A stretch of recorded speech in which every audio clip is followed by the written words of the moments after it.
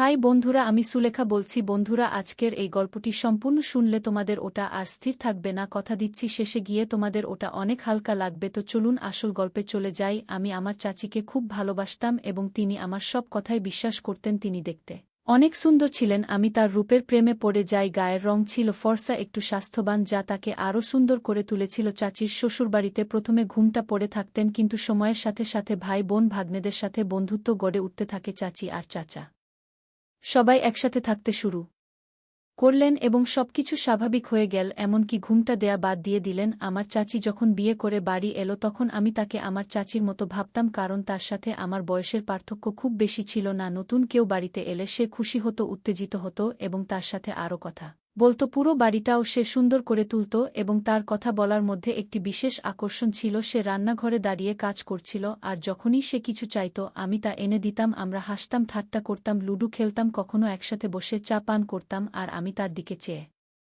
থাকতাম। জানি না কেন একটা সময় ছিল যখন পরিবারে এটা নিয়ে কথা উঠেছিল যে হয়তো আমার খালার সাথে আমার কিছু অদ্ভুত সম্পর্ক আছে। এই খবরটি পরিবারের একজন মহিলার দ্বারা ছড়িয়ে পড়েছিল, কারণ তিনি শিক্ষিত এবং সুন্দরী ছিলেন, কিভাবে কথা বলতে হয় জানতেন, ভালো খাবার রান্না করতেন, সবকিছুই বুঝতে পারতেন। পরিবারটি তাকে খুব ভালোভাবে গ্রহণ করেছিল এবং তাকে সবসময় সম্মান করত। কিন্তু যখন তাকে নিয়ে আলোচনা হয়েছিল, কেউ তার বিরুদ্ধে কিছু বলতে পারেনি, শুধু বলেছিল যে তার সাথে আমার সম্পর্কটা অন্যরকম ছিল। আপনি নিজেই ভেবে দেখুন এটা কিভাবে হতে পারে না। অনেকেই অনেক কথা বলেছিল, যদিও আন্টি সবাইকে আশ্বস্ত করেছিলেন যে আমি তার ছেলের মতো। তিনি বলতেন, যদি চাচা তার মায়ের জায়গায় থাকতে পারেন তাহলে আমার ক্ষেত্রেও তা সম্ভব। আর একজন ছেলে কি তার মাকে নিয়ে হাসি ঠাট্টা করতে পারে না? এভাবে কি আমাদের বিব্রত হওয়া উচিত ছিল? লোকেরা আমাদের সম্পর্ককে ভুল বুঝেছিল, যার ফলে আমাদের একে অপরের সামনে আসা দেখা উচিত ছিল না। কিন্তু যখন আমরা মানুষ, যদি আমাদের উপর দোষ না দিত তবে হয়তো অনেক কথাই বলা হতো না। কিন্তু আমরা একে অপরকে অনেক সম্মান করতাম এবং আজও আমি তাকে একটি পরামর্শ দিয়েছিলাম যা বাস্তবায়ন করতে যাচ্ছিলাম। তাকে অভিনন্দন জানাতে গিয়েই আমি হতবাক হয়েছিলাম। জানতাম না যে এই উপদেশটি আমার জীবনকে ধ্বংস করবে এবং আমার বাড়িতে অশান্তি সৃষ্টি করবে।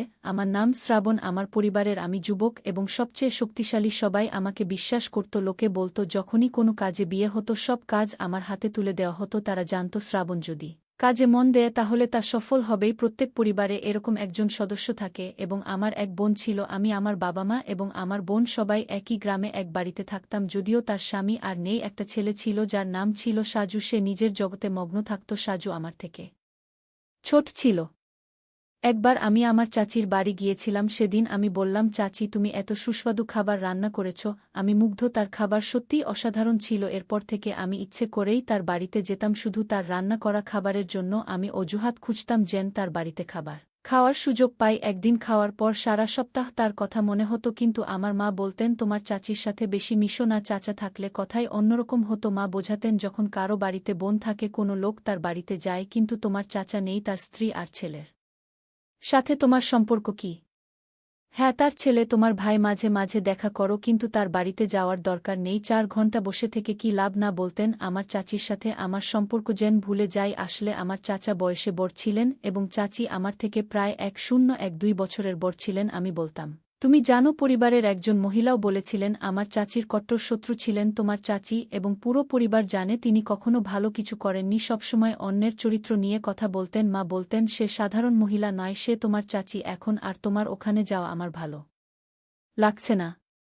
আমি যদি তোমাকে কিছু করতে বাধা দিই, তুমি কেন আমার সাথে ঝগড়া করছো? আমি বললাম, ঠিক আছে, ভবিষ্যতে এই ব্যাপারটা দেখব। আমার চাচি তখন খুব বিরক্ত ছিলেন এবং শুধু তার অনুভূতির কথাই বলতেন। তাহলে কি পরিবারের কেউ আমার চাচাকে ভালো মনে করবে না? আন্টি কখনোই জীবনে কোনো কাজ করেননি এবং শুধু তার ঘর চালাতেন। তিনি অনেক ধনসম্পদ নিয়ে বিদেশ চলে গেলেন। সবাইকে বললেন যে সেখানে গিয়ে ব্যবসায় টাকা বিনিয়োগ করবেন এবং সবার টাকা দ্বিগুণ হবে, কিন্তু সেখানে যাওয়ার পর সেই টাকাও নষ্ট হয়ে গেল। ফিরে আসার পর লোকে জিজ্ঞেস করল কি হলো এরপর?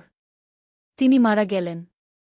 তার মৃত্যুর পরেও কেউ তাকে ভালোভাবে স্মরণ করেনি, কারণ তিনি মৃত্যুর আগে পুরো পরিবারকে প্রতারণা করেছিলেন। তিনি ভেবেছিলেন বাইরে গিয়ে ব্যবসা শুরু করলে সবার উপকার হবে, তাদের দ্বিগুণ টাকা ফেরত দেবে লোকে, তাদের টাকাও পাবে এবং তাদের ব্যবসাও চলবে। কিন্তু দুর্ভাগ্যবশত ব্যবসায় ঝুঁকি ছিল এবং সবকিছু নষ্ট হয়ে গেল। আজ আন্টি আমাকে বললেন তিনি তার ছেলের সম্পর্ক দেখতে গিয়েছিলেন, কিন্তু মেয়েটি পছন্দ হলে তাকেও সাথে নিয়ে যাবেন। আজকাল মেয়ে দেখলেই সবকিছু যাচাই করা হয় সবার সামনে। শ্রাবণের মৃগী রোগের আক্রমণ হয়েছিল, যা আগে কখনো হয়নি, কিন্তু হঠাৎ করেই এই সমস্যা দেখা দিল জানতে পারলাম যে তার এপিলেপসি রয়েছে এবং আমরা জানতাম না যে কোনো মেয়েকে দেখলেই তার খিঁচুনি হয় আগে সে নিয়মিত ওষুধ খেত তাই ভালোই ছিল কিন্তু আমি লক্ষ্য করলাম যখনই সে কোনো মেয়েকে দেখে তখনই এই সমস্যা দেখা দেয় এখন এটি প্রায় হতে শুরু করেছে সবাই বলছে তাকে বিয়ে করালে সমস্যা ঠিক হয়ে যাবে কিন্তু কিভাবে তাকে বু দেখাবে যখন তার সামনেই খিঁচুনি হয় এপিলেপসি একটি জটিল রোগ প্রথম দিকে মানুষ জানত না যে এপিলেপসির আক্রমণ প্রাণঘাতী হতে পারে তারা ভাবত কোনো ভূত আক্রমণ করেছে তারা বিভিন্ন অদ্ভুত পদ্ধতি ব্যবহার করত কেউ জুতার গন্ধ শুকাত কেউ জাদুবিদ্যা করত কিন্তু ডাক্তারের কাছে গেলে তিনি একটি ওষুধ দেন যা প্রতিদিন খেতে হয় যেদিন ওষুধ খাওয়া হবে না সেদিন স্ট্রোক হওয়ার সম্ভাবনা থাকে চাচির বক্তব্য অদ্ভুত শোনায় লোকে বলে এপিলেপসি আক্রান্ত ব্যক্তিকে বিয়ে করলে সে সুস্থ হয়ে যাবে কিন্তু চাচির কথাই ঠিক এটা কি তার দোষ যে সে বিধবা আমাদের উচিত তার সম্মান করা আমার ছেলে এখনও বিয়ে করেনি সে ছোট সুদর্শ মনের দিক থেকে একটু কাঁচা কিন্তু এটা তার দোষ নয় চাচি কাঁদতে কাঁদতে বললেন আমার ছেলের মধ্যে কোনো মন্দ নেই সে মাদক খায় না মিথ্যা বলে না আমি তাকে সান্ত্বনা দিয়ে বললাম আমরা একটা সমাধান বের করব তিনি কখনো কারো সাথে খারাপ আচরণ করতেন না কোনো মেয়ের দিকে তাকাতেন না বরং নিজের যোগতে ব্যস্ত থাকতেন সম্ভবত তার অসুস্থতার কারণেই তিনি অন্যদের সাথে মিশতে পারতেন না আমি বিশ্বাস করি না যে তিনি অন্য কোনো ধারণা দিয়েছিলেন তবে আমি মনে করি এটি পুরোপুরি ঠিক এবং আপনি যেমন বলছেন মহিলা যখন কেউ একটি মেয়েকে বিয়ে করে এবং কয়েক বছর পরে তার স্বামী মারা যায় তখন সে একজন মহিলার বয়স বাড়ে না কিন্তু তার জন্য আবার বিয়ে করা কঠিন হয়ে যায় যদি আপনি এমন একটি মেয়েকে বিয়ে করেন যার স্বামী মারা গেছে এবং তাকেও পুনরায় বিয়ে করতে হয় তবে সে অবশ্যই আপস করবে বিয়ে করলে অনেক সমস্যা হতে পারে কারো হয়তো হার্টের সমস্যা কারো পায়ের সমস্যা বা অন্য বড় অসুখ মহিলাদের জন্য পরিস্থিতি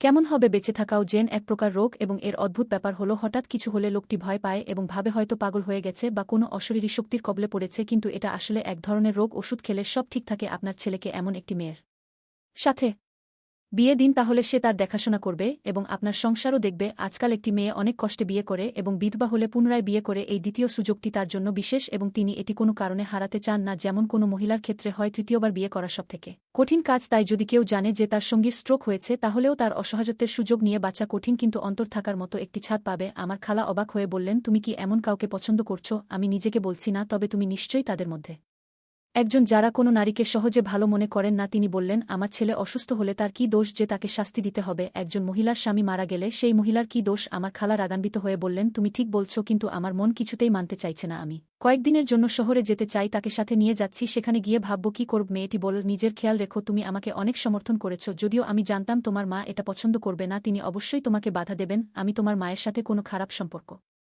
রাখিনি শুধু যে আমি তার থেকে বেশি সুন্দরী তাই তিনি আমার সাথে ঝগড়া করতেন এটা মেয়েদের স্বভাব তুমি এটা বুঝতে পারবে না এটা তোমার দোষ নয় মাঝে মাঝে আমরা মনে করি আমাদের সম্পর্কের ঘৃণা করার অধিকার আছে শাশুড়ির মতো তিনি কখনোই পুত্রবধূর সাথে ভালো ব্যবহার করতে পারেন না কারণ তিনি সমাজের সবকিছু দেখেছেন এবং এটিকে তার কর্তব্য বলে মনে করেন আমার খালা বললেন তুমি নিজের যত্ন না এবং আমি কিছুদিন থাকতে চাই তুমি একটু বিশ্রাম পাবে আজকাল তিনি বললেন তুমি খুব ভালো থাকো আমার যদি একটি মেয়ে থাকতো আমি অবশ্যই তাকে বিয়ে করতাম তিনি হাসলেন এবং বললেন তাহলে যদি তোমার একটি মেয়ে থাকতো আমি সকালেই শহরে চলে যাব ওর ছেলের বিয়ে শুনে আমি খুব খুশি হলাম এবং বললাম দেখ আমি আমার ছেলের বিয়ে দিয়েছি আর তোকে বলিনি বিয়েটা হয়তো খুব তাড়াতাড়ি হয়ে গেছে কিন্তু খুশির ব্যাপার হলো আমি আমার চাচিকে দেখতে শহরে যাচ্ছি তুমিও আমার সাথে আসবে দেখি কার ভাগ্য বিগড়েছে আমার মাকে অনেক কিছু বলতে পারিনি একই শহরে যেখানে আমার বোনের বিয়ে হয়েছিল তাই হয়তো আমার মা যেতে প্রস্তুত ছিলেন যদিও আমাদের তার বাড়িতে যেতে দেওয়া হয়নি আমার শালক বলেছিলেন যে আমাদের বাড়িতে কেউ আসবে না কিন্তু আমার মায়ের মনে একটি ইচ্ছা ছিল যে আমরা হয়তো দেখা করতে পারি কৌতূহল একজনকে এমন কিছু করতে বাধ্য করে যা আমার মাকে কোনো রাতে বিয়ে করতে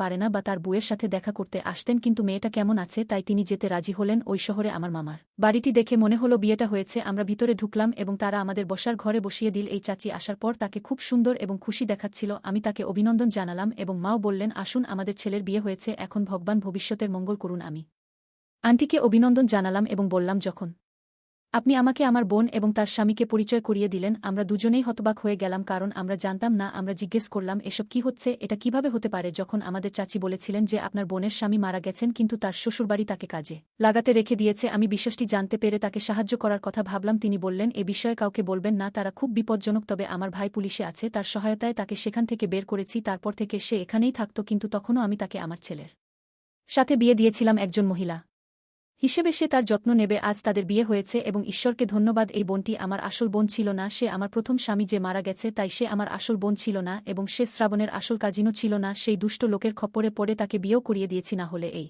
সময় আমার বোনকে অনেক কষ্ট দেওয়া হতো আমার মামাতো বোনকে জামাই হিসেবে মেনে নিয়েছি আমি আন্টিকে বলেছিলাম যে আপনি সত্যিই খুব ভালো সিদ্ধান্ত নিয়েছেন আমার এই কাজিন আমার বোনকে পছন্দ করেছে এটা সে কখনো কাউকে জানায়নি এখন সে তার ভাগ্যের দিকে ফিরে গেছে এবং বিয়ের পর তার অবস্থা অনেক ভালো হতে শুরু করেছে, কিন্তু তারপরও আমার বোন তাকে ভালোভাবে সামলে নিয়েছে। যদিও সে তার থেকে একটু বড় ছিল, দম্পতিকে খুব ভালো লাগছিল। তারা গ্রামে ফিরে এসে এখানেই বসবাস শুরু করেছে। খারাপ অবস্থায় ছিল, এই 2 বছর খুব কষ্টে কাটিয়েছে, কিন্তু এখন তারা ভালো আছে। তার স্বামী এক দুর্ঘটনায় মারা যায় এবং এরপর তার শ্বশুরবাড়ির লোকেরা তাকে আরও একা করে তোলে। তবে তার ভাগ্য ভালো ছিল যে তার চাচি তাকে সেখান থেকে উদ্ধার করে। এখন সে বলতো, আমি সুখী এবং আমার জীবনে কোনো অভিযোগ নেই। সে বলতো, যখন থেকে আমি শ্রাবণের সাথে বিয়ে করেছি তখন থেকেই মনে হচ্ছে আমি সঠিক কাজ করেছি। আল্লাহ আমাকে ক্ষমা করেছেন এবং আমি এখন খুব খুশি। আশা করি শ্রাবণও খুশি হবে। গল্পটা কেমন লাগলো জানাতে ভুলবে না। আরও মজার মজার রোমান্টিক গল্প শুনতে চাইলে ভিডিওটি লাইক, শেয়ার এবং চ্যানেলটি সাবস্ক্রাইব করতে এবং বেল আইকনটি ক্লিক করতে ভুলবে না। ধন্যবাদ।